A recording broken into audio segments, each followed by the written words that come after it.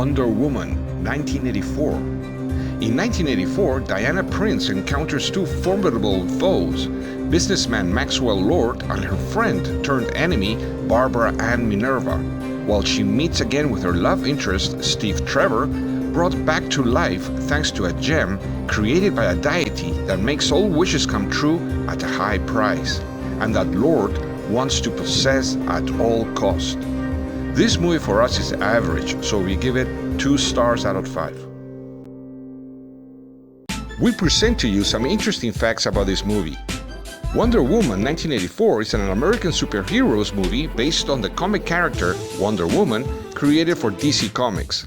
This movie is the sequel to Wonder Woman of 2017 and is directed by Patty Jenkins, starring Gal Gadot, Israelite actress of 35 years old as Diana Prince, Chris Pine, American actor of 40 as Steve Trevor, 47 years old American actress Kristen Wiig as Barbara Ann Minerva, and 45 years old Chilean actor Pedro Pascal as Maxwell Lord in the main roles. The film premiered in several countries on December 15, 2020 through the virtual platform DC Fandom, premiering on December 25, 2020 in the United States and Canada under the distribution of Warner Brothers Pictures, and was also broadcasted digitally on HBO Max on the same date. In international markets that do not have HBO Max, it premiered in theaters on a staggered schedule starting on December 16, 2020. The story of this film is technically original as it has to do with a superhero from the DC Comics universe, but in regards to the plot, which has to do with a gem created by a deity that grants all wishes at a high cost, is actually identical in nature to the popular myth of the monkey's paw. This fact is actually mentioned by Steve Trevor in the movie itself, so the plot is not original. The performances for us are decent enough but far from great. Chris Pine, Pedro Pascal, and Kristen Wiig play their roles well, but not Gal Gadot. Her performance leaves a lot to be desired. She played a better role in the first film of 2017. It really seems to us that Gal Gadot is not a very good actress, and we wonder why they are considering her to star in the yet-to-be-produced movie Cleopatra as the main character.